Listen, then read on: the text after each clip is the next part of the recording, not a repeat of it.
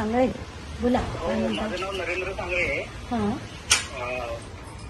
काय काही म्हटलं याची काही मॅदान चालू आहे हे तर तुम्हाला माहित होतं सगळं की याच्यामध्ये ठीक आहे पुन्हा झालेला आहे तो आणि त्यांना त्याची झाली पाहिजे ते दोघांपर्यंत मर्यादित राहायला पाहिजे होतं. कालपासून तुम्ही मला इतके फोन करता.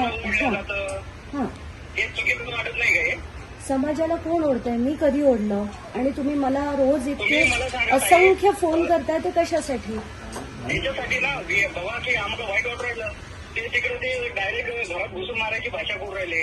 आता आम्ही शिकलेले पोरं आहेत. मला इतर कोणाबद्दल काहीच बोलायचं नाहीये. मी तुमच्या समाजाबद्दल एक चकार शब्द की बाबा हा आळशी समाज आहे, बेकार आहे, ते काम नीट नाही करत, असं एक चकार शब्दाने तरी म्हटलंय का? किंवा याच्या आधी मला सांगा ताई, बीड जिल्ह्यामध्ये पडले एवढे अधिकारी मला सांगा. आता बीडमध्ये वंजनी समाज बऱ्यापैकी आहे. मग आता नोकरी लावल्यानंतर मुलं काय करतात की आपल्या जिल्ह्याचं तालुक्याची निवड करतात. पण मला एक सांगा, जेव्हा शासनाचे काही निकष असतात की सगळ्या समाजाला समावेशक असंच पाहिजे, तर तिथे फक्त जास्त प्रमाणात एक जर समाज भरला गेला तर हे कुठेतरी चुकतंय. हे तुम्हाला असं वाटत नाही? एक समाज म्हणून सुद्धा तुम्हाला वाटत नाही का की माझा फक्त आक्षेप कशावर होता की सगळे जे टॉप अधिकारी आहेत ते एका समाजाचे आहेत? तसं असू नये, कारण शासनाची तशी एक नामावली असते, बिंदू नामावली म्हणतात त्याला, की सगळ्या समाजांचं सगळं समावेशक असं तिथे प्रतिनिधित्व हवं. ते जर नसेल त्याच्यावर आक्षेप घेणं पण चुकीचं आहे. मी कुठेही समाजाला एक चकार शब्दाने म्हटलं, त्यानंतर मी एक नाही 2 ट्विट केले. तुम्ही एक तरी ट्विट वाचलीत तरी का मला आधी सांगा. आमचं लक्ष आहे ना त्याच्यावरती. कशावरती आहे?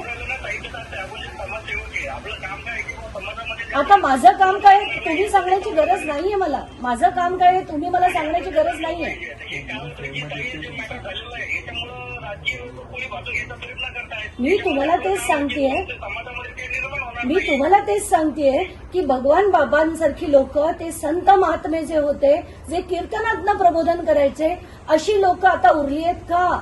आणि ह्या समाजाचा वापर होतोय असं तुम्हाला नाही वाटत का? आता आम्ही शिकलेले पोरं मान्य करतो, पण भगवान बाबांनंतर पाहिजे ते समाज प्रबोधन झालेलं नाहीये.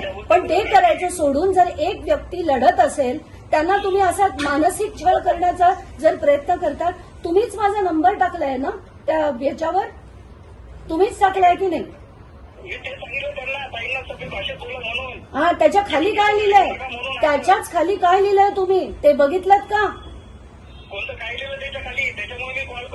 हा, अगदी इथे बोलताना ताई म्हणता आणि तिथे फेसबुकवर टाकताना काय टाकलंय तुम्ही? म्हणून मी तुमचं नाव आता सेव्ह करताना ट्रू कॉलरवर टाकलं म्हणून मला नरेंद्र सांगळे दिसलं म्हणून तळपायच्या मस्तकाला गेली की तुम्ही भाषा काय लिहिता.